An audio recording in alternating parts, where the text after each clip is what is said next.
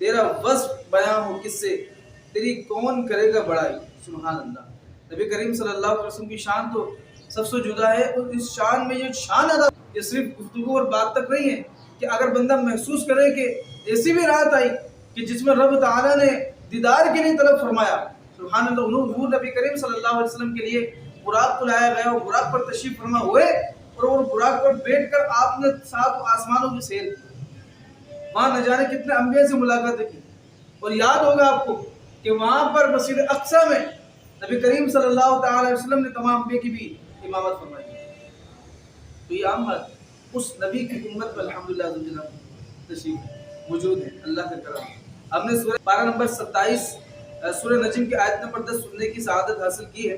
اللہ پاک نے جو ارشاد فرمایا اوحا الی عبدہ ما اوحا، یہ جو میں نے آیت پڑھی تھی، پھر اس نے اپنے بندے کو وحی فرمائی جو اس نے وحی فرمائی، یعنی جب پیارا آقا صلی اللہ تعالی علیہ وسلم قرب خاص میں حاضر ہوئے، تب اللہ پاک نے اپنے خاص الخاص بندے حضرت محمد مصطفیٰ صلی اللہ تعالی علیہ وآلہ وسلم کی طرف وحی فرمائی، جو وحی فرمائی وہ وحی کیا تھی، یا انشاءاللہ آج ہم سننے کی سعادت حاصل کریں۔ سب سے پہلے تو اس وقت، اس لمحے اور اس ماحول کا آپ نے تصور کریں، اس وقت کا تصور کریں، اس ماحول کا ذرا اپنے تخیلات میں اس چیز کو لا کر دیکھیں۔ یقیناً ہم تصور بھی پوری طرح اس منظر کو نگاہوں میں نہیں لا سکتے، مگر اپنی طاقت کے مطابق نگاہ عشق سے اس منظر کو اپنے تخیلات میں لائیے۔ پیارا آقا صلی اللہ علیہ وسلم سدرۃ المنتہا سے آگے بڑھتے ہیں، عرش الہی کے حجابات کے نور سے آگے بڑھتے ہوئے خاص قرب کی منزلوں میں پہنچ جاتے ہیں۔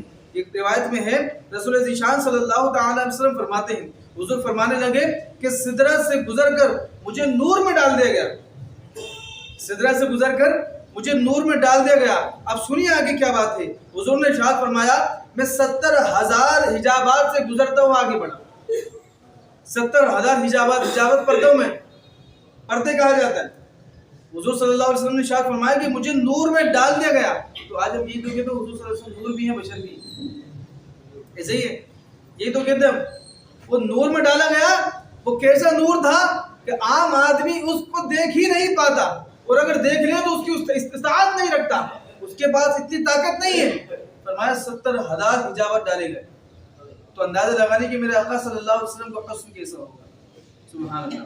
آواز آئی قف یا محمد ان ربک یصلی، اے محبوب صلی اللہ علیہ وسلم انتظار فرمائیے، اللہ اکبر۔ آواز آئی قف یا محمد ان ربک یصلی، انتظار فرمائیے، آپ کا رب صلاۃ فرماتا ہے۔ لفظ صلاۃ، ویسے صلاۃ کا معنی درود ہوتا ہے، آئیے اس کے بارے میں سنتے ہیں۔ آپ صلی اللہ علیہ وسلم نے دل ہی دل میں سوچا ربی یصلی، کیا میرا رب صلاۃ فرماتا ہے؟ فرمایا کہ محبوب وہ اللہ پاک ہے جو خود بھی اور اس کے فرشتے بھی آپ پر صلاۃ یعنی درود بھیجتے ہیں۔ صلاۃ یعنی درود بھیجتے ہیں۔ اب سنیے ان اللہ و ملائکتہ، فرشتے درود بھیجتے ہیں، یصلون علی النبی، حضور آپ پر درود بھیجتے ہیں، یا ایھا الذین آمنوا صلوا علیہ وسلم تسلیما، مومنو تم بھی درود و سلام پڑھو۔ اللہ اکبر۔ یعنی کتنا پیارا وظیفہ، کتنا محبوب وظیفہ ہے جو مسلمانوں کو عطا کیا گیا۔ خدا تو بھیجے ہیں صلو وسلموا کا خطاب، تم ایسے بیٹے ہو کیوں بے خبر درود پڑھو۔